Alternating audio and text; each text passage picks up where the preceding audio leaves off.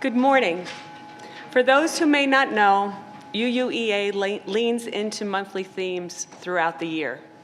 October is the month of courage, and it is also the celebration of LGBTQ+ history, which reminds us of the many who courageously moved and continue to move our world towards greater acceptance. Heroic acts are vital, but so are the common acts of courage where we have a choice to make every day. The ordinary work of integrity, which bends towards justice, or perhaps just ourselves resisting being bent towards privilege, racism, ableism, or homophobia. The amazing thing about courage is that it's contagious. Ordinary courage has the power to lift us all. Welcome, all members, friends, and visitors to UU of East Aurora. This is a community in which all people are welcomed, regardless of belief systems, ethnicities, race, gender, sexual orientation, or economic standing. We are in a safe space. And how great is it that we can be here together on the second Sunday of October? COVID's rising, but it's not keeping us away from each other. So please stand in body or spirit. Say hi to the person next to you. If you don't know somebody's name, feel free to ask it. If you're on Zoom, hi friends, we know you're out there. You can type hello in the chat or wave to each other on Zoom. Before we begin, I have some announcements. Tara's got laryngitis, so although she says she's going to be here, I'm not sure if she's in the building or not. She may show up later. So the first thing, hi, Tara, if you're there. So first of all, this is very important for everyone who knows Jeremy because we know and love Jeremy, and we've been leaning heavily into his AV expertise. He's leaving next week for Fort Myers for a great job with NBC. Yes, it's in Fort Myers, but they still want him to come. And so we're going to celebrate with him after the service. We have a cake for Jeremy to wish him well. So if you get a chance, just say bye, Jeremy, and do come back and visit. We love you. Yes.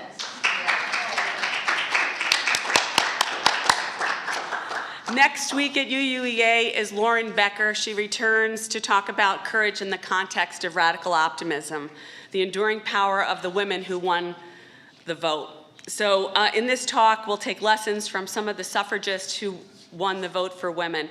For anyone who's not had the privilege of hearing Lauren Becker talk, she's just a phenomenal erudite woman. She was a national park ranger. She does museum exhibits. She's just one of these people who love history, love nature. She's a geologist. She's just incredible. And she's fun to listen to, so do come and hear. She also is very good at storytelling, so that's a gift that not everybody has. And then finally, just a quick reminder about a special family fun event on the following Sunday. If you haven't signed up for the spooktacular cookie decorating, we still have a couple of slots left. Patty Meyer of Confectionery Perfections is coming, and there'll be a decorating class right after service.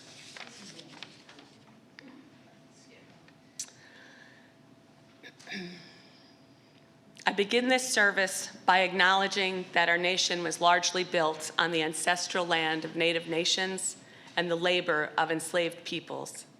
May we persevere to achieve a clear understanding of our shared past and utilize these lessons learned for good and for progress. Our prelude this morning is a video narrated by Wanda Sykes.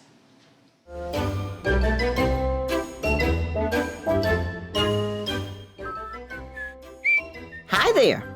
Who, me? Yeah, you seem like an average guy. Well, I love smoothies and drive a Prius, if that's what you mean. Exactly. Quick question.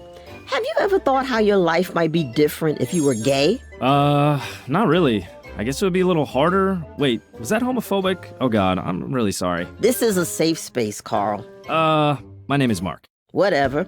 You're right, though. Being gay has its challenges, but it hasn't always been like this. Like the Greeks? Absolutely. The earliest evidence of gay relationships is from ancient Greece, although that was mostly about older and younger men. Did you know Socrates was in the closet? I didn't. I also didn't know they had closets back then. When did all the crazy homophobia start? Homophobia seemed to start in the church during the High Middle Ages. Whoa. And in the Renaissance, it got even worse. What happened? Well, if you were outed, let's just say it would have been bad. Ah, there were still plenty of brave people who revolted. On August 31st, 1512, a group of young aristocrats living in Florence staged what many consider history's first gay rights demonstration. But that didn't stop homophobia from migrating to colonial America. In 1776, being gay in any of the Puritan colonies was not allowed. Jeez. So when did things start to change for the better? It wasn't until the 20th century that we started to see progress. Gay bars were popping up in major cities, but were frequently raided by the police because being gay was still illegal in every state except Illinois. Go Bears! Exactly. One of these bars was the popular Stonewall Inn in New York City. On the morning of June 28, 1969, which also happened to be the day of Judy Garland's funeral, the patrons of the Stonewall Inn decided they weren't going to take it. Hell yeah. A black transgender woman named Marsha P. Johnson is credited with leading the uprising that started the modern gay rights movement and putting the T in LGBT. Now, every November, the T's and their supporters recognize Transgender Awareness Week. This is great. It seems like things were going pretty well. For a while. A while? What happened next? Well, in the early 80s, the world was hit by the AIDS epidemic, and the gay community was hit hardest. AIDS became known as a gay disease. In fact, it was originally called GRID, which means gay-related immune deficiency. No way. It's true. Many people think that the government didn't act quickly enough because it was considered a gay disease. So the LGBTQ community had to fight it themselves. So how did they fight it? They got organized. Activist groups like ACT UP, the Gay Men's Health Crisis, Lesbian AIDS Project, and the Names Project emerged and refused to be ignored. This newly empowered gay community had one goal. What was that? To come out. They thought the problem with homophobia was that people didn't know other people who were gay. And if more people came out, they would be seen for who they are and not just as a stereotype. Convincing people to come out was still a tough task. But things got easier in 1997 when Ellen appeared on the cover of Time magazine and told the world, "Yep, I'm gay." After that, more and more gay people started appearing in TV and movies, helping millions feel more confident to love who they want. Wow, what a journey. I'm kind of digging myself as a gay person. Slow down. We're not done just yet. But we've come so far. Can we just celebrate for a minute? No time for that, Carl. We still have a lot of laws to change. Oh, yeah, that's right. Being gay was more accepted, but there were still a lot of rights that gay people didn't have. However, they did have something they didn't have before. What? Allies. Yeah, in 2003, Massachusetts became the first state to legalize marriage equality. And 12 years later, it was legal in all 50 states, much in thanks to a majority of Americans who supported it. So as a gay person living in 2019, how would you feel? Pretty happy I live in the present, grateful for all the heroes who fought before me, and hopeful for the future. I'm glad, because the fight for equality is still going. It takes a village, and we're going to need your help. Our chalice lighting words can be found on your order of service. Please read aloud with me. May this flame, symbol of transformation since time began, inspire our curiosity, strengthen our wills, and sustain our courage as we seek what is good within and around us. And today's opening words were given to us by Reverend Gretchen Haley, giving each other courage. Come in, all who know how to love this world, how to keep eyes open, hands unclenched, arms wide, breathing deeply in and out. This is a time to practice because there is still so much good and beauty and joy. But it can be hard to keep telling this tale with all the news and the wind and the rain and the trembling earth. Who wants to love this life anyway? Come in, all those who teeter on the edge of cynicism, brokenhearted, and trying still to remember laughter and kindness, and the chance to be alive in these days when so much is at stake. In this place, we remind each other why we persist, giving each other courage to take this path. And that is not always easy to keep practicing. This love that cannot and will not let us go. still calls us. Come, let us worship together. During our offertory, we are reminded that UUEA cannot do any of the work or the play that we do without showing up and supporting each other. Sincere thanks to those who participate in our Sunday services, in our events, volunteer our time, share our talents, or who are in a position to be generous with their treasures. In lieu of passing the plate here at UUEA, we leave one on the bookshelf should you feel inclined to give on the way out, or you may also make a donation on our website at uuea.org. Our offertory hymn is performed today by the UU Philadelphia, Spirit of Life. Oh, I now invite you to sing with me, Spirit of Life.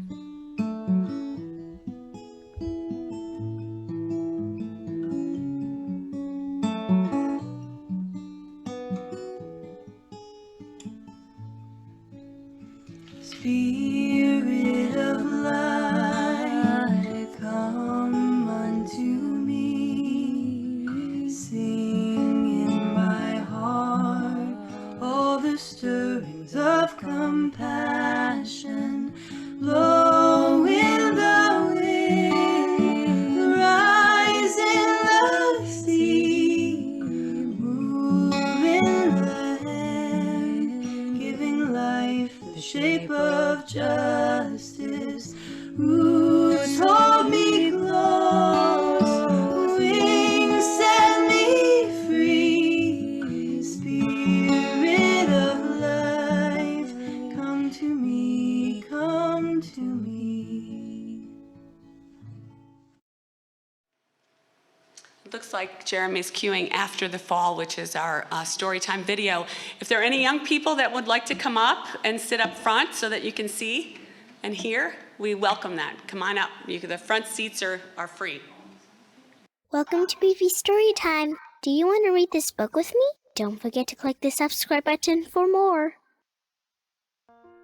After the Fall, How Humpty Dumpty Got Back Up Again. A story by Dan Santat. My name is Humpty Dumpty. This was my favorite spot, high up on the wall. I know it's an odd place for an egg to be, but I loved being close to the birds. Then one day I fell. I'm sort of famous for that part. Folks called it the Great Fall, which sounds a little grand. It was just an accident, but it changed my life. Fortunately, all the king's men managed to put me back together. Well, most of me. There were some parts that couldn't be healed with bandages and glue. After that day, I became afraid of heights. I was so scared that it kept me from enjoying some of my favorite things. I walked past the wall every day, and I would think about climbing that ladder again.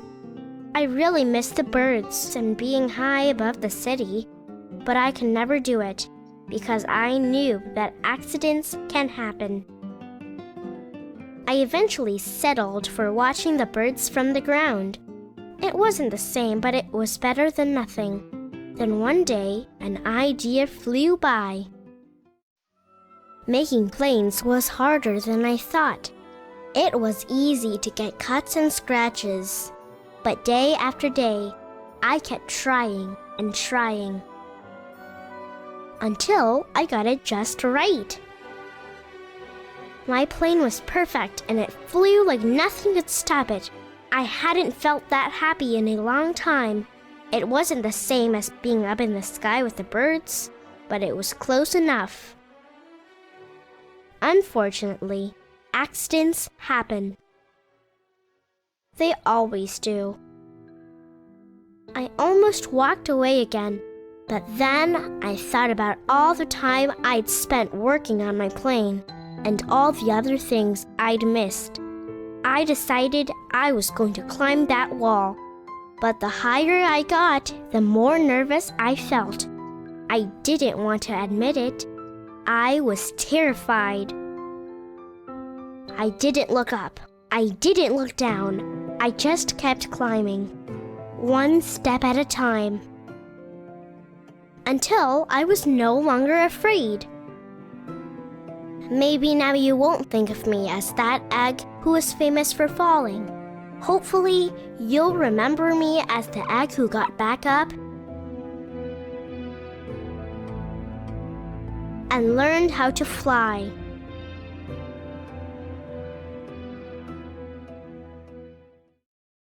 So now it's time for our program, and finally you get to hear Jack Kavanaugh. I was so pleased that someone with Jack's dedication to young people was willing to take the time to speak with us. In his day-to-day, Jack runs Gay Lesbian Youth Services, or GLYSS, as it is more commonly known. GLYSS provides LBGTQ+ youth with positive role models and safe spaces, while at the same time helping instill self-esteem and also facilitating the integration of these youth into the larger community. One of the UU principles acknowledges the interconnectedness of all of us, and many of us believe it takes a village to raise a child, and that interacting positively with all children is what they need to thrive. Jack Kavanaugh is committed to living this and modeling this every day. Welcome, Jack.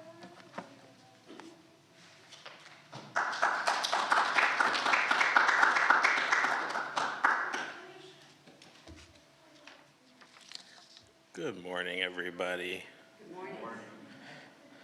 I have my notes, and then I'm going to put a stopwatch so I don't talk too long. So I've been in your shoes enough to know that nobody wants that. So I'll just do a brief introduction. I try not to overly script these types of conversations that we have, so I do have some notes of things that I want to hit that I'm going to try to remember to hit. But, obviously afterwards I'll be available for any sort of questions that are more specific to what, you might be interested in kind of hearing about, because I don't know. And so hopefully this hits on some of those things, but I could be wrong. But a bit about myself. So, like Mary shared, my name is Jack Kavanaugh. I'm the executive director of GLYSS. I've been in this role since January. My background is in social work and youth programs. I've worked in youth programming for the past 17 years, which sounds like a very long time when I say it out loud. I took this role because GLYSS is an organization that's always been really important to me. Growing up myself, I was raised by two gay parents. I have two moms. My mom was the first openly gay city council member in the city of Buffalo. My brother and I were also the first children adopted by a same-sex couple in Erie County in 1990 or 91. I don't know, my parents are probably watching this. They can correct me if I'm wrong. So GLYSS was always a huge part of my life. My mom was on the board. I was involved in their programs in high school. I volunteered as an adult. And so when this opportunity sort of arose, I was like, yes, that is what I want to be doing.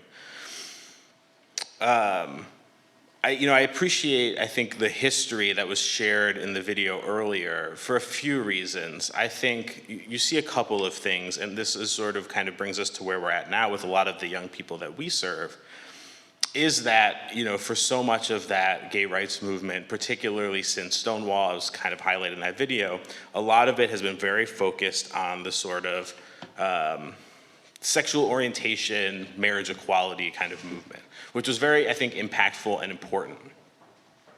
You see that, I remember when Ellen came out, it was a huge deal in the Kavanaugh-Edelman household. I very distinctly remember that, even though I was very young. And I remember, even as late as 2010, 2011, when I was finishing up my college career, I remember thinking that gay marriage would never be a thing that's legal. And so the push towards that marriage equality, I think, really was the signature movement of the gay rights movement over that time. I think what we're seeing now, and particularly for a lot of young people that we serve, is that that just isn't enough, right? That's just not really enough.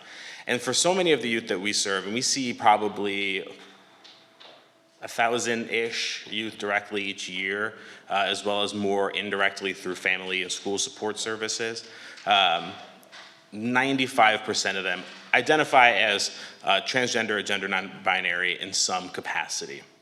And I think what's interesting to me about this is that the reason that this sort of marriage equality piece was so impactful was because I think it was easier for, I think, heterosexual folks to really wrap wrap their heads around it and understand, like, hey, I want to get married. I've been in love with someone before. I get it.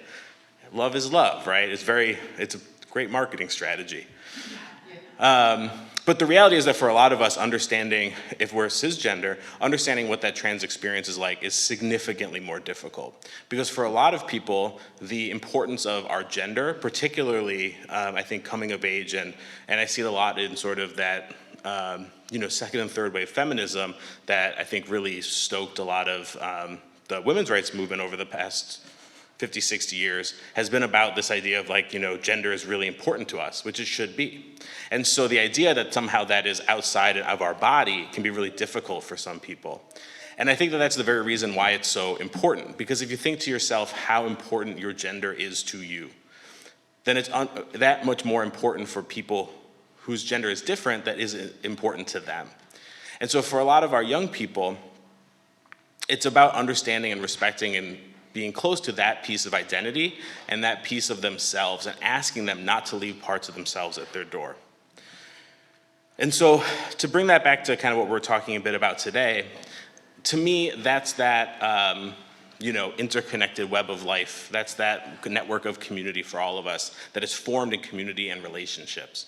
So a bit more of my background, I meant to mention this at the beginning. I am a member of the UU Church in Buffalo. I run the youth group. I used to be the board chair for a couple of years, so I do come from a UU perspective.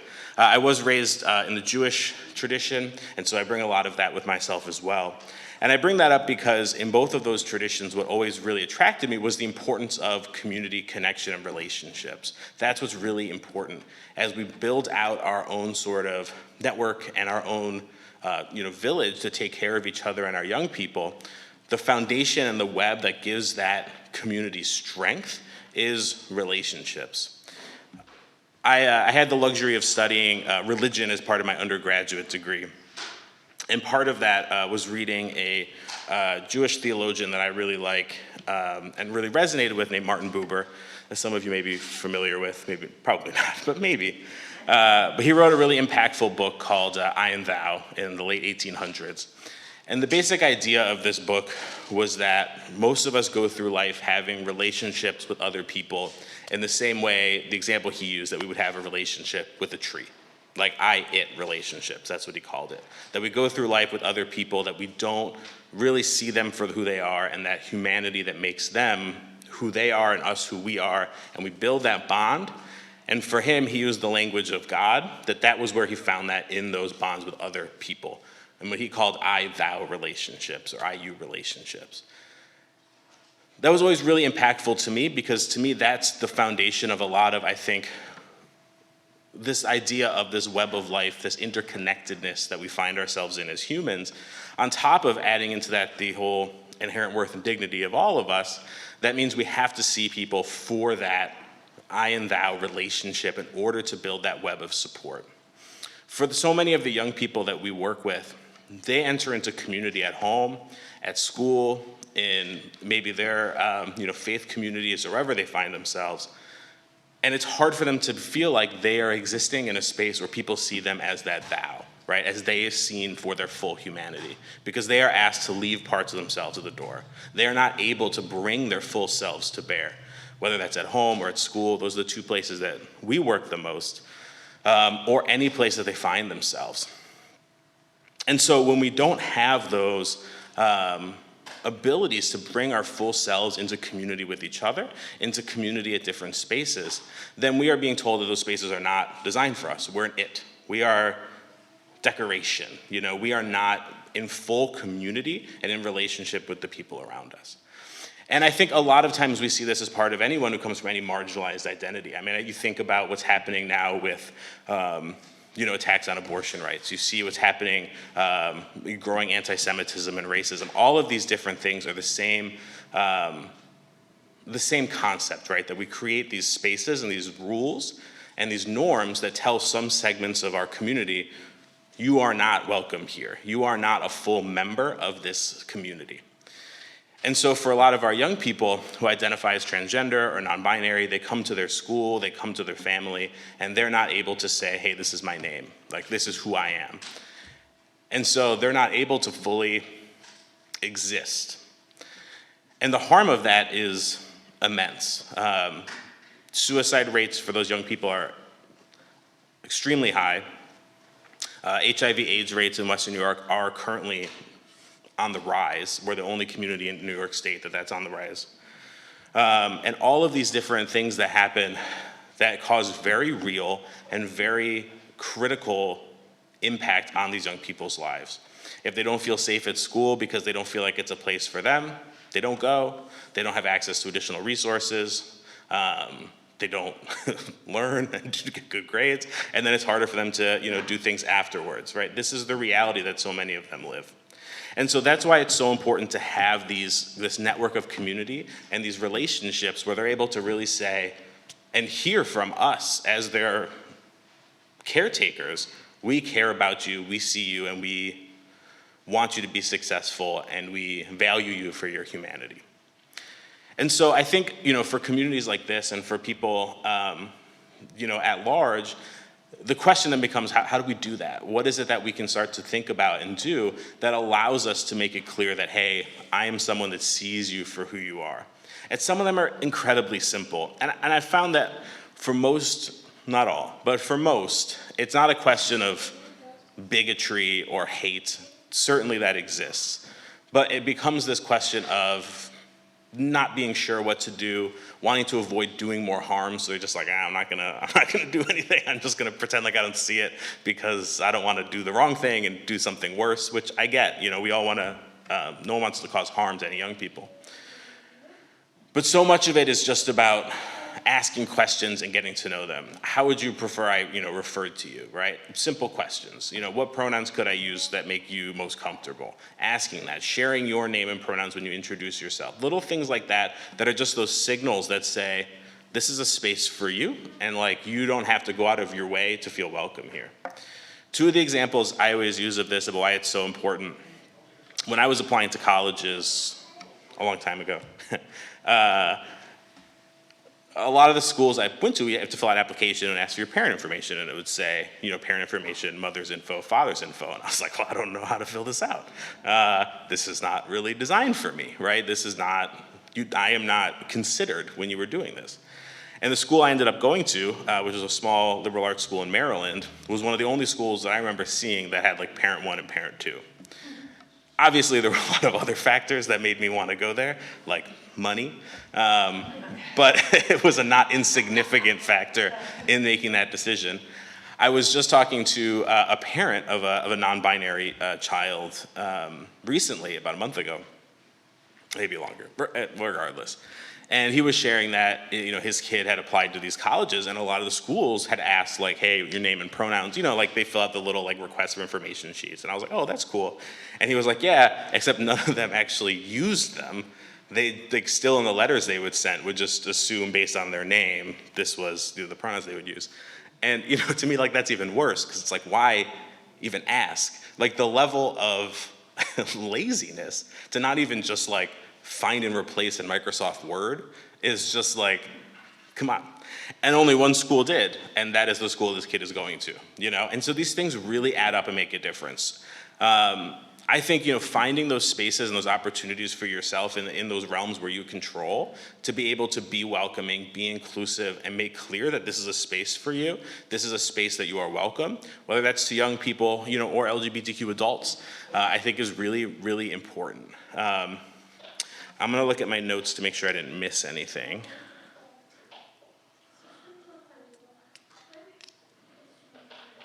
I think I hit all my bullet points. So, I think ultimately for me, to just kind of bring it back a little bit, it is this notion of, building that sort of, web of connection and web of support.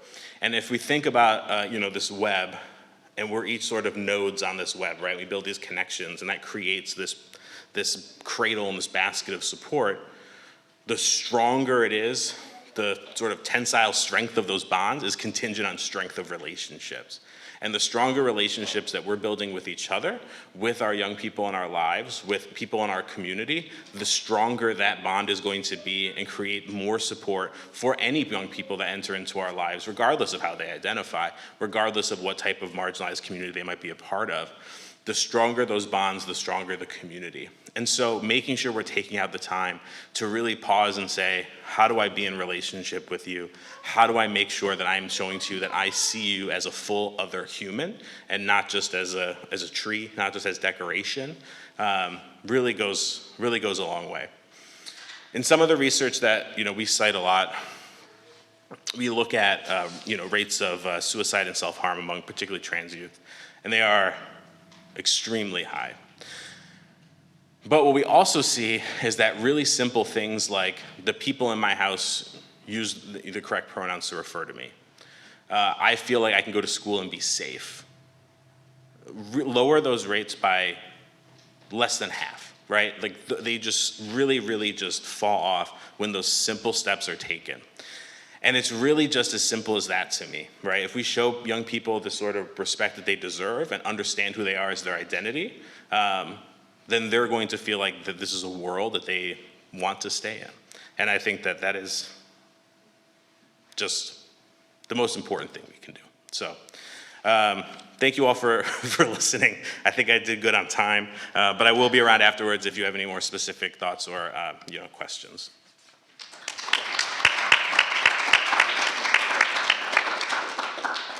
Our chalice extinguishing words are on your order of service.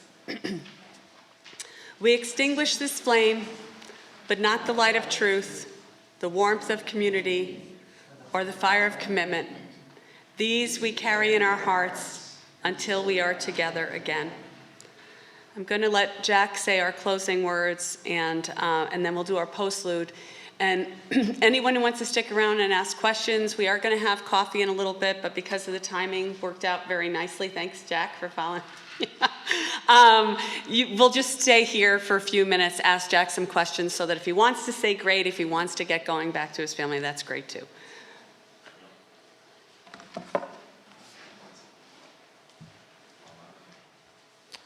This is a brief quote that I always really like. Bill Russell, for those of you who don't know, is a very famous basketball player, actually recently passed away. He was the co-founder of a national organization that I used to work at that did youth advocacy. And this was something that we used a lot in that work, and that's, there's no such thing as other people's children. Thank you.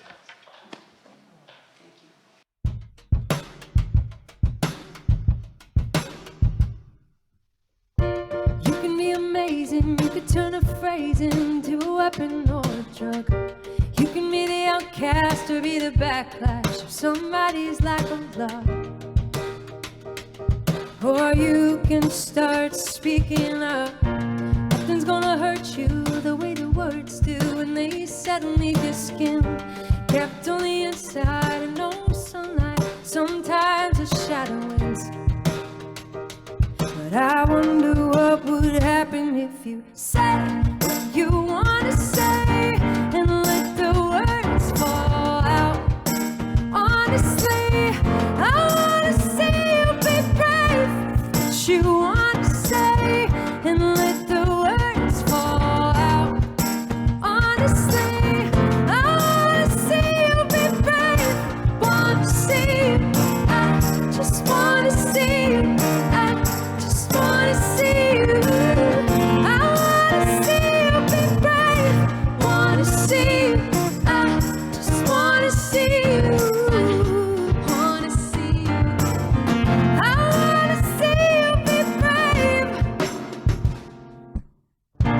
Everybody's been there, everybody's been stared down by the enemy. Falling for the fear and let them disappear and bow down to the mighty.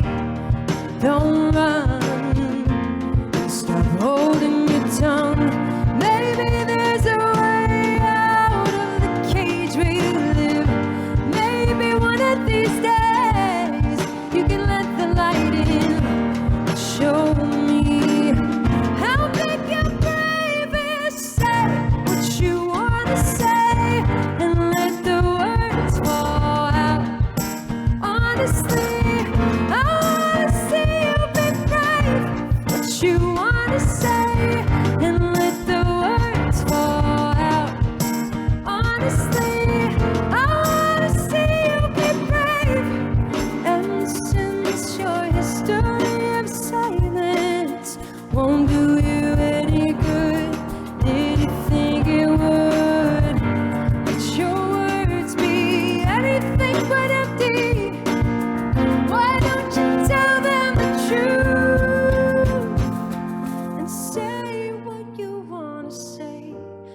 let the words fall out. Honestly, I wanna see you be brave with what you wanna say, and let the words fall out. Honestly, I wanna see you be brave.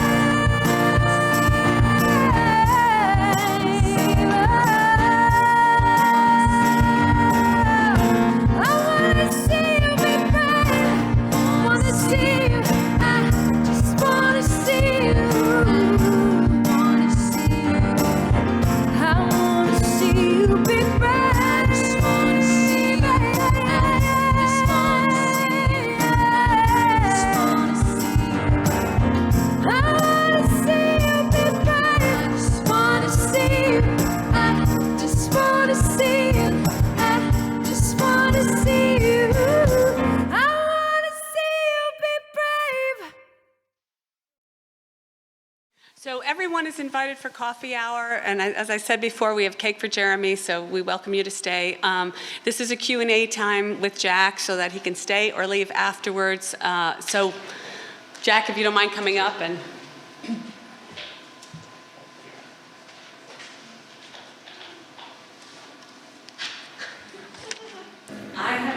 So in your talk, you hit just, you kind of so smoothly went past it. You talked about a high rate of suicide, and then you talked about the impact of something as simple as recognizing your own pronouns when you say hello to somebody. I thought I heard you say that decreased the suicide rate by 50%. So I wanted you to just talk about Sure, yeah. So if you want to look it up, the study that we typically survey, so the Trevor Project does an annual LGBTQ youth mental health survey, which is really impactful to read through. And there's a lot of data in there. And so if you pull that up, you'll be able to see the exact statistics of what that looks like.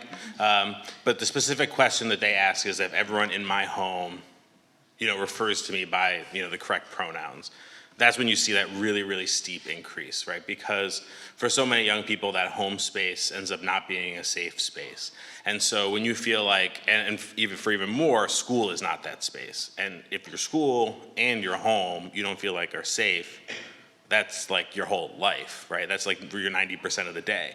And so, if we think about it from that perspective, what we can do in the home, I think really has that impact. And so that's where you see that really steep decrease.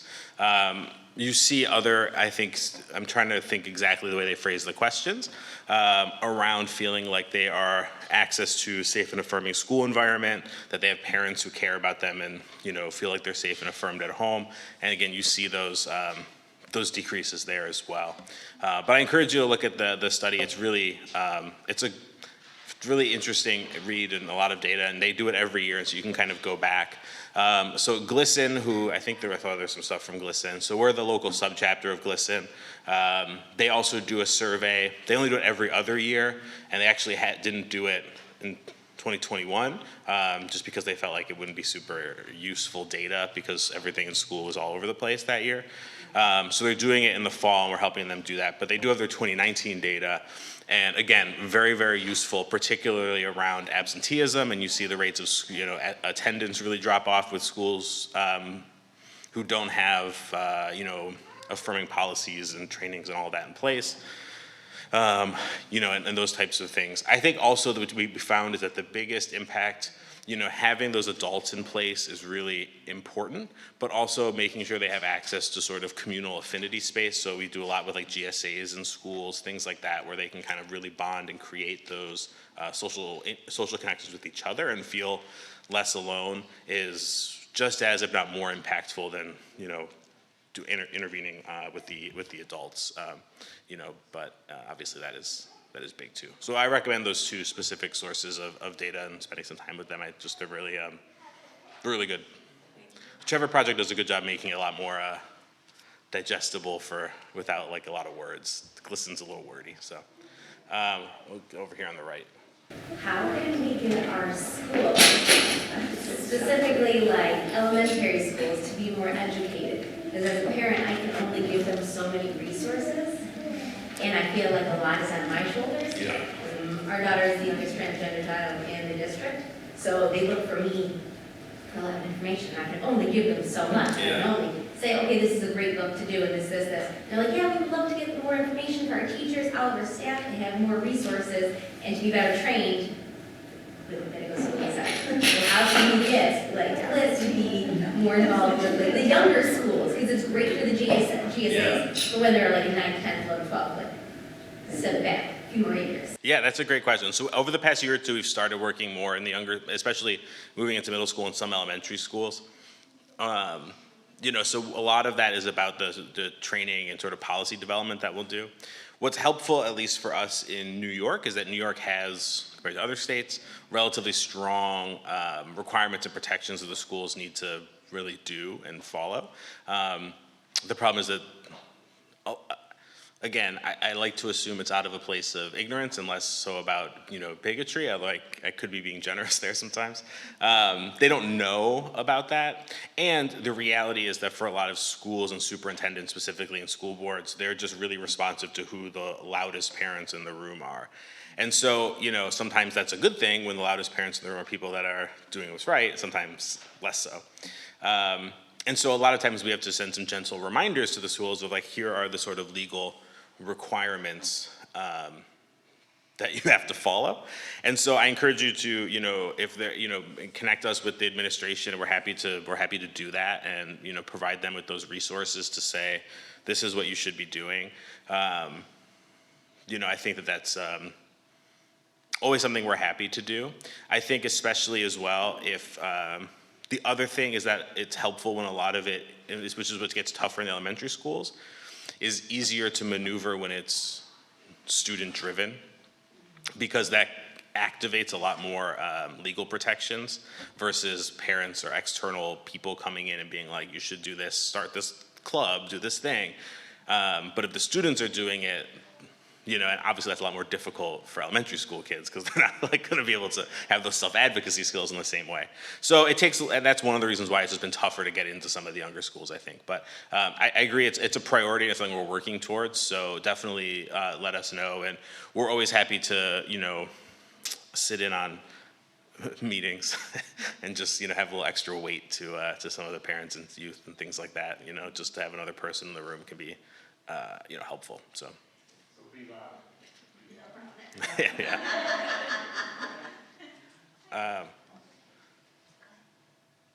And there's in the back, she just had her hand up before. The society that we're living in now, and when you talk about the history of way back when this was an issue, sure, that society tried to squelch and so on. And now, as you mentioned, we're going through the abortion situation again. So much of this is having to do with the procreation society and how the individuals who do not, promote that are on the negative side. And so we look back at religion. I mean, I grew up as a Catholic, and how we were taught as young kids about sexuality.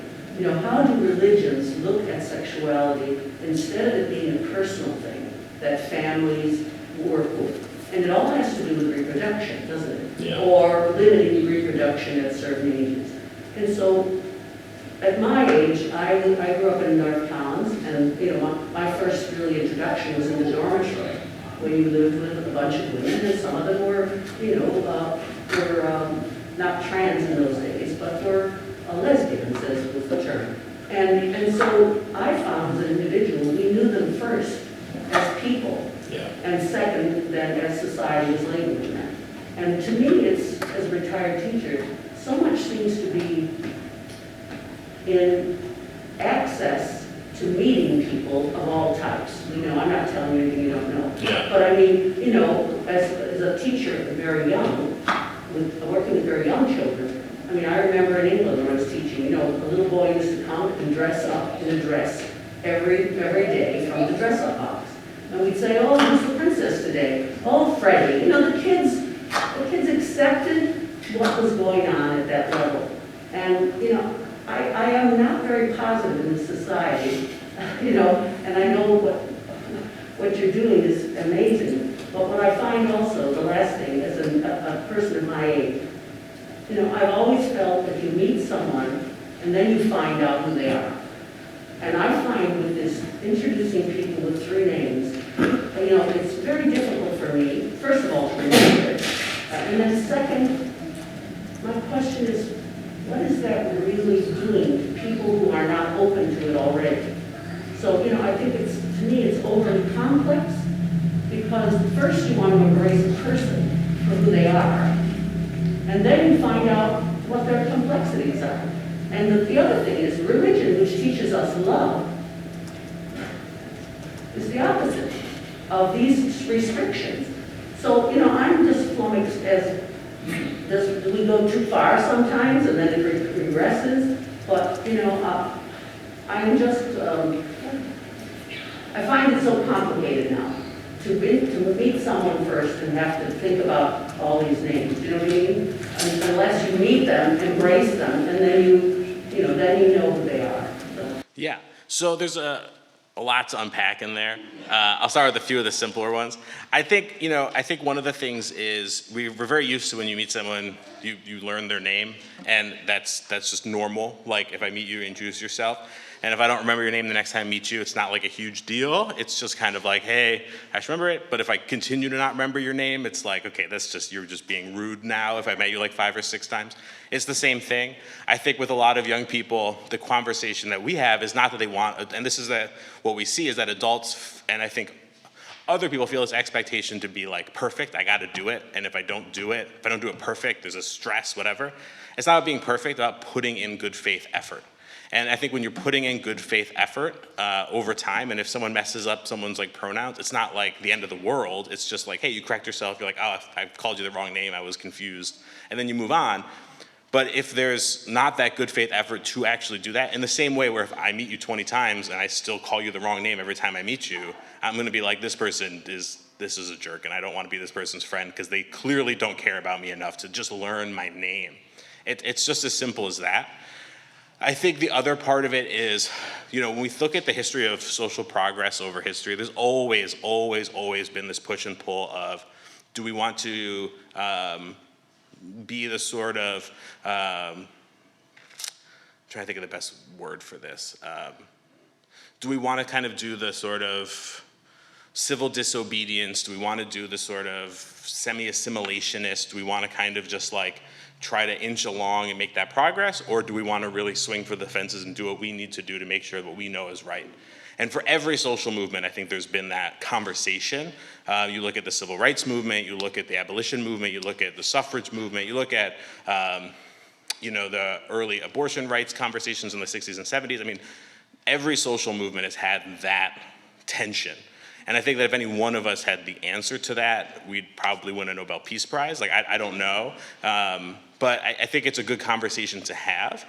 I think there's also a difference between, and this is what's so frustrating sometimes to me, is a really, really, really real difference to what we see pushed around on any sort of like news coverage around these issues and what's actually happening and what we're actually hearing from young people. Honestly, sometimes I'm like, on many different sides of this issue, I feel that way. And the reality is that when you have that conversation, you meet with these people and you have these conversations with youth or with trans folks in the community, whatever it is, it's not as intense or it's just about getting to know people and learning their name. And like that's what it is. And I think that there's sort of become this kind of culture war around it that pushes it to be this like high tension thing, which causes these hyped up feelings. And I think that a lot of people play into that because it gets news coverage and it gets people riled up, which is not always a bad thing, but it comes with that specific agenda. When on the ground, it's much more simple, as you say. It's learning someone's name, learning about them, getting to know them over time. And I think it's just important to remember that. I think the role of religion specifically within that, and particularly around, I think, controlling procreation and things like that, I certainly agree. And I think that, we look at, for example, I guess I would say sometimes there's also understanding the differences between how things are designed and what the intention is and what the real impact of them is. And so when we look at for example, rolling back of abortion rights, and we look at the intention there is very clearly about controlling women, very clearly about controlling procreation, and very clearly about, lived out misogyny and sexism, right? That is very clearly what they're trying to do. The reality is that those most impacted by this in many ways, most acutely, is a lot of trans men, non-binary folks who already are struggling access with, access to reproductive health, and they're literally not even on the radar of these people that are doing, they're not like, I want to hurt the trans men, they literally just don't even see that, and so I think when we're seeing in these conversations around where these folks are, when we think from an intersectional kind of perspective, we start to see why it's so important to have these conversations, because when we think about, the history of churches in controlling, bodies, the history of faith communities in doing that, and there was a huge, when we look back to the HIV/AIDS epidemic, particularly in the 80s and 90s, the gay community was particularly impacted, but so was the Black community, and a lot of that was because Black churches refused to engage in any kind of healthcare conversations because they didn't want to talk about sex. They didn't want to have that conversation. And so you'd start to see those rates, particularly in really dense suburban, more middle-class Black communities, because they just weren't having those conversations. And so, there's always been a huge interplay between, I think, faith communities, social change, and social conservatism. And so, that's always going to be there. And I think for us, it's just about understanding what we can kind of do personally. Because at least for me, if I start to think that big and that collectively, it gets really just overwhelming. And I'm like, I can't do anything. I just get really depressed. And so, at least for me, and maybe it's just a coping mechanism, by just focusing on what I can do in my interpersonal relationships and some of my professional work, that feels a lot more tangible and useful, and stops me from, losing all my faith. So, anyone else? I think I saw a couple more. Yeah, right here. I'd like you to put yourself in my situation. Sure. Yes. I was having a telephone conversation with my cousin, who's my age, and she was telling me that her granddaughter had recently had had both breast removed. Her granddaughter has also changed her name from a strictly feminine name to a name that could be either sex. And she was absolutely livid at her daughter-in-law because she had allowed this girl to have this operation before she was 21. I think she might have been 19 when this happened. Do parents, I didn't know what to say to her. I was flummoxed. I mean, the word flummox is wonderful today. I was. So there's yeah. Sure, so there's a couple of things there. I think one of the first one is that one of the struggles that parents have a lot, because they have to really process through a lot of it, and there's just not that many resources for them. So a lot of times, if a kid comes out to their parent, the only place that parent can go for support is to their kid, which just like as they shared about the parent, the kid does not have the capacity to they're working their own thing. And they need that. So we provide a lot of parent caregiver resources, and so you can always I encourage you to share those resources with them, because it is tough, and it's a process for a lot of parents to process through, and we don't want to ignore that, but they need an outlet for that that's not their kid or just some random family members who, to your point, don't really know what to say, right? There's a certain level of expertise that they're just reaching for, because again, a lot of this stuff is in the news, and they're like, I don't know what to believe. In regards to a lot of, things like top surgery like that, it's not uncommon.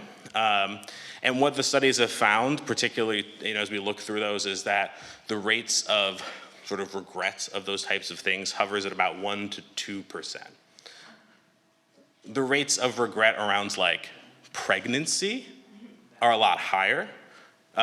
Knee replacement surgeries, a lot higher. Hip replacement surgery is a lot higher. And so to me, it's one of those things where it's fabricating an issue that doesn't really exist. And even with if you read a lot of these stories of young people who had those types of surgeries or changes done, and they're like, oh yeah, I'm sort of detransitioning and thinking through that. It's not like how dare these doctors or whatever let me do this. It's just a very personal part of their journey.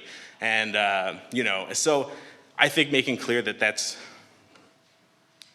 not really a factor, right? There's not like oh, they're doing this irreversible thing they're gonna regret. Like that just doesn't really happen. And I think, again, a lot of it is, and I would spend that time thinking through ourselves and our own relationship between gender and body. And like for a lot of, again, for I think women particularly who came of age during, 60s, 70s, 80s, where there was that really big push for a lot of second wave feminism that was about, being a woman's about my body and empowerment and reproductive rights, and that's what being a woman is, that this kind of flies in the face of that because that's taking a separate definition of what being a woman is for other people. And the reality is that we all form our own relationships with our gender, and a lot of times body is a huge part of that.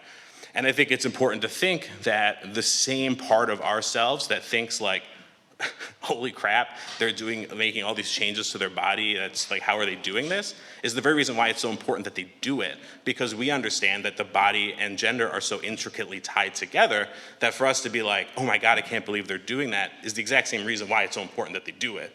Because if they don't, they're not going to be able to live and feel like they're who they are. In the same way that for some of us who are cisgender can feel like, I wouldn't feel like who I am without those. Like if I didn't have breasts, or if I didn't have, or if I did, or whatever, it becomes that it's the exact same reason why it's so important, because it's so tied to gender and gender expression over time. And so, when you have those conversations with family members, I think just saying like, it's okay to be like frustrated and not really understand and like whatever, but then it's your responsibility to seek out some of those resources to, I think, educate yourself and find out. And so we're happy to do that. There's lots of resources online. But I also encourage you and across the board to not just like Google stuff and read the first news articles, because I get people send this to me all the time and I'm like, this is terrible. This is such a clear agenda and all of this. And again, on a lot of different angles, there's these clear agendas, and it's not evidence-based, it's not rooted in science or medicine, it's not looking at what are recommendations for medical professionals. It's just kind of like, I'm just gonna go on my opinion, and this is what I think medical science should say. And as we've seen over the past few years, that's a pretty bad way to do public health. Go to the guy in the back. I just have 3 questions. I promise I'll be very brief. I first just want to thank you for coming to speak to all of us. I think that this issue is very important, not only for many young individuals, but also for the education of everybody in this country, so thank you. My first question is, I have a person in my life who is non-binary. Their preferred pronouns are they, them. Mm-hmm. And myself, their parents, and even them all believe that they should entertain counseling, not as what society pushes us to think is rehabilitative, but more as a safe space to go and talk to somebody. Mm-hmm. The problem is that how do they go about doing that? Because a lot, and I know... No, you're hitting on a huge problem that we deal with all the time. It's very hard with individuals to go and find not only someone who calls himself certified, but even to get an appointment to do so is super hard. So if you have any information, I'd love to hear that, please. I will let you do that, and then I'll ask the other 2 questions. All right, I would just say very quickly, I mean, that's true across the board right now. I was just in a meeting with a bunch of behavioral health, nonprofit CEOs, and like there's just a huge problem hiring like social workers right now and like clinicians and therapists. So that's true across the board. You add on top of that there's very few of them who understand how to work with, trans and non-binary folks. That makes that even harder. How old is this person? 16. Okay, so I would have them reach out. I can connect afterwards. Best Self just started doing a gender affirmation clinic that we've been working with that has some expertise around this that I can connect them with. So that's gonna be the best place right now. But that's one of our big projects, is trying to grow out how many more sort of places, because it's so hard, and we don't have the capacity to do it internally because that's a world of liability issues that I don't want to get into. So, but yes, that's a huge issue. So Best Self would be my recommendation, but I can give you more specific info afterwards. Absolutely, thank you. And the second question I have is, you talked about it, is even the suicide rate decreasing by both using preferred pronouns at home and at school. Mm-hmm. Now, one of the things that I find that people struggle with is trying to explain to them that pronouns matter, even if that person is not in their presence. Yeah. So how do we go about educating people that even in casual conversations, so between you and I'm using they to refer to them, rather than a different pronoun. How do we go about trying to educate people in that regard? Yeah, that's a good question. Again, I always just related to using the correct name for folks. I'm not just going to call you by a different name when you're not around. And if I do, that means that I don't actually think that this other thing's your real name. I'm just using it in front of you because I think I should. And so it's just like, I don't know your name, but say your name was like Mark, and you're going around, and every time I'm like, hey, Mark, it's great to see you. And then when I'm talking to someone else, I'm like, did you see Phil earlier? And they're like, who's Phil? And I'm like, oh, Phil. Like, do you mean Mark? It's just like, it's the exact same thing. It's just like, I know your name, I'm just gonna use it because it'd be weird for me to use a different name when you're not around, And so it's really just as simple as that, I think. And I think the more people kind of really understand that it's just about people clarifying their name to you, it's the same sort of level as that it's not like, anything more or less, then it becomes a lot easier to kind of soak in and understand. Last question, I promise. And actually, this one would help me understand. So, in schools, I find that teachers struggle to understand this, just like school districts struggle to understand this, whether it be North Collins, whether it be Orchard Park, whether it be the city of Buffalo.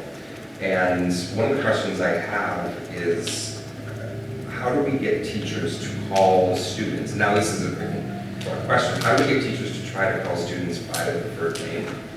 And two, is there something, because I know you talked about your organization going to educate schools or administrations in schools. How do we get them to understand that they want to be called by their preferred pronoun, not because of some phase that they're going through, but because it's something that it's a lifestyle, right? It's something that they identify as, and... Yeah, I think I get what you mean. Yeah, no, I think that's a good question. So there's two answers to that, right? One is, well, first in New York State, they legally have to, so it's not really like an option. Like, you don't really get a choice. And to me, I think that's a good thing because it takes a lot of the fear of like, if other hateful parents are coming to you and being like, you can't do it. It's out of my hands. The law tells me I have to do this stuff. Like, you have to do it, right? It's not, so I think it's really just, you start there. The other part is like, as with any sort of kid, I think, example, like you remember before when you were working with younger kids, you'd have the boy come in and play dress, whatever. Kids play with all parts of their identity when they're kids all the time. It's a very normal part of like growing up.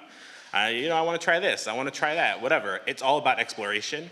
And the part that's, I think, and highlighting that it's weirder to me to have one part of their identity that like, you can't change that ever. You are who you are. You have to do this. Is like, that seems weirder to me than like anything else. Just being like, you can't explore your identity. Like, why would we tell kids that? And I think it's really like, to me, that's the conversation is like, this is all a very normal and natural part of identity development is playing with different hats.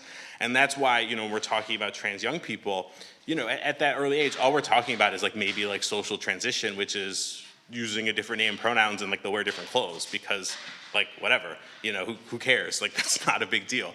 And then if they decide, hey, that's not who I am, kids do that all the time. And I mean, if I could think about all the different phases that I went to up through like, elementary and middle school, like, whatever. I think part of what we see too though is that there's this sort of, this is again, sort of a good problem to have, but like overly helpful people who are like, have a kid come to them and be like, hey, this is my name, I'm a boy now. And they're like, yeah, that's who you are, this is your name, and you can never change that either. And it's like, no, like that's not really helpful either. Like it's all a process, we change things. Typically what the research kind of has found is that if we have those things persist through puberty, they tend to stick around for good.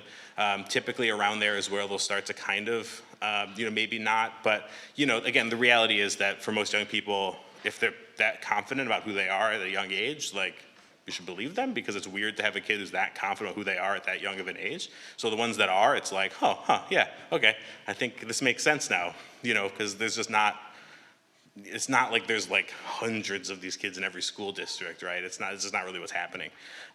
So, I think it's having those conversations, I think, with educators and professionals. One, that they have legal requirements that they have to do it, so they don't really have a choice. Two, it's just a natural, normal part of identity development for kids to play around with all different aspects of their identity. And it feels to me like it would be much more weird and harmful to just to start telling them, no, they can't, you have to stay in this box, because that's just not a natural part of, personality and personal development. And three, I don't know, just like chill out, like it's not a big deal. Yeah, of course. See it? Can I just mention, sure. answer to your question?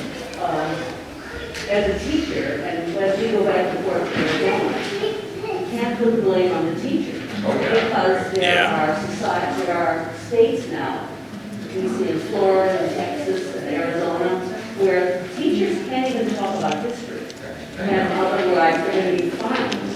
And so teachers are leading to growth, not because it's the teacher's decision, it's the board's decision. And then just one other thing is that, we grow up, so much of this country is ignorance too right now, in the sense that when we were in college, we were taught that we all had female and male not genes, but hormones or whatever you wanted to name it at the time. If people grew up with that idea that we have both in us, it would be more natural to then accept whatever that particular person, is one way or whatever. And so there's so much ignorance, and teachers can't teach what they want to teach now. So it's, Yeah, well, I think you raise a good point. That's just like we rely on this sort of like biological construction of like male, female, which is not actually borne out in any real science past like 9th grade biology, right?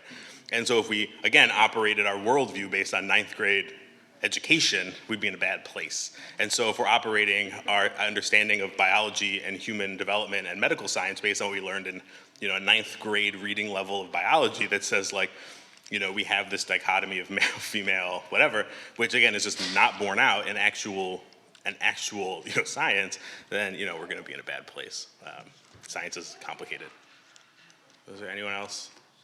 I see there's one, but. I just want to thank you and make a comment that even we live in a great time in many ways. I mean, even the League of Women Voters, where I was part of in Wisconsin, I mean, diversity and inclusion was a major committee in this pretty progressive university town, but, it was a focus. Yeah. And it was a focus with people that I wouldn't have expected to have been. Yeah. And, they were reading it, and they were discussing it. So I think it just all takes time, Yeah. And I wanted to also mention that I don't get to interact with a lot of young adults unless I'm downtown at a coffee shop at the right time or something.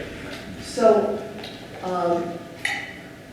where I've gotten to interact with people that I assume are, trans, is at Elmwood Bidwell Co-op. Sure. So you go to the counter there, you go to the counter at Spot Coffee on Elmwood, and you're being greeted by a pleasant young person who looks perhaps, more male gender, wearing the most lovely outfit that doesn't resemble anything that maybe we saw 50 years ago in a typical, community interaction. And so they've been my teachers because I had to check my response. I'm looking at this person's beautiful retro feminine shirt with the jewelry that I can't even pull off, So I think it's just, and for me, if I think I'm going to get pronouns mixed up, I listen. If I know the person's name, I refer to them by their name. But if it's just an interaction on Zoom or whatever, then I just do my best. Yeah, that is, again, it's that good faith effort, right? And no one's gonna I shouldn't say no. I mean, obviously there are people that will get, hurt, and it's true. I mean, and for a lot of people, if they've had people mess up that stuff, again, if someone, so my name's Jacob legally. No one ever calls me Jacob. There's a whole story why that's that. My parents don't call me Jacob. That's, for all intents and purposes, not my name except on legal stuff.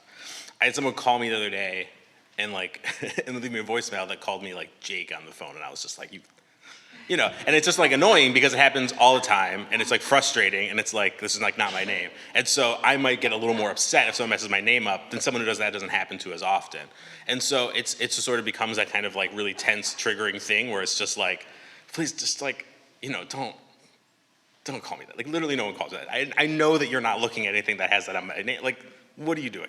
And so, you know, you will run into that stuff, and it's one of those things that it's cumulative. And so, you know, if we do make a mistake and someone gets a little upset with us, it's kind of like, that's probably why, is because they've been dealing with it constantly for months, if not years. And it's like, But again, for most young people that we work with, they just want to see, what I hear from them is that it's just that good faith effort, just to like, hey, try, you know, use my name, you know, whatever. If you make a mistake, just don't do it like repeatedly, because then I know you're not hearing me when I correct you, you know. But if it happens every once in a while, it's not, I mean, it happens to me sometimes, like it's not the end of the world. We just kind of correct ourselves and move on.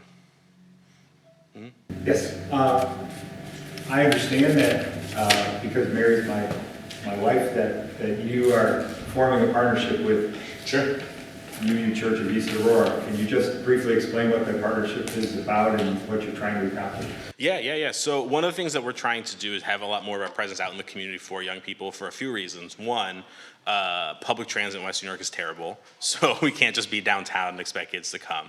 Two, we don't want every kid to have to walk into like the big Rainbow building every time they want to have services, right? Because they might not just be prepared to do that. And so by being out in the community in spaces that are sort of just like normalized and safe, like libraries, community centers, et cetera, and you know, some churches, I think, has been really, really impactful, and being able to do that and really put these sort of tendrils out in the community to make sure that we're as deepening our impact as much as possible. And so, you know, the church has been you know, a really great partner in us trying to be able to have outreach in the communities. We are working with some of the East Aurora schools to try to do some work in there. So we've been having just recently some conversations there. You know, and you know, as me and Mary were just talking about this earlier, but you know, thinking about what the potential for more deeper partnerships might look like. And of course, you know, as the executive director, I'm always like, okay, I got to figure out how I'm going to pay for all of this. But you know, I think there's certainly opportunities for deepened connection, because I think it's really important for young people to, you know, we can't just kind of bunker in this sort of like safe community center and expect all the kids to come to us. We have to be out in the community, meeting them where they are, and as well as providing resources for, like we were saying, parents and caregivers, because there's a lot of need there too, because there's just not a lot of resources for them, and then they end up just, you know, feeling alone and flustered in the same way that the young people do, and you know, that's not helpful for anybody. And so we run support groups. So just it's a good segue into just kind of a brief overview of some of our programming. So we offer. Right now, we have sort of drop-in programming weekly in the city of Buffalo, rotating locations. You can find that on our website, as well as virtually for folks who can't make those on Tuesdays. The in-person's on Wednesdays. We're going to be expanding that hopefully in the new year to kind of push out into some of the suburbs. We're looking at doing something in Hamburg to kind of help some of the South towns, but we're also in a lot of schools. And then for parents and caregivers, particularly for transgender and gender nonconforming young people, we have right now a monthly support group that meets up in Amherst on the third Thursday of the month, I'm pretty sure. And then we're rolling out a second one in conjunction with Best Health Behavioral Health. That's going to be starting in the next few weeks. That'll be out of their office downtown on Delaware, and it's used to be the Red Cross on Delaware in summer. And so we'll be doing that as well. And so we offer those kind of support groups. The way we do those is we have one for parents and caregivers, as well as for youth. Those ones are typically about like 12 to 17 age range, and they meet at the same time and then in different rooms. We're working on building out again to the elementary school parent group, and so for younger kids. We had some staff changes over the course of the year when I came on and just kind of had to reshuffle things, but that's on our radar to kind of get going you know, sooner rather than later, because again, it's a need. So again, we also offer lots of trainings to support to schools and services and things like that too. So if there's anything that we can do like that, definitely just let me know. GLIS WNY is our website.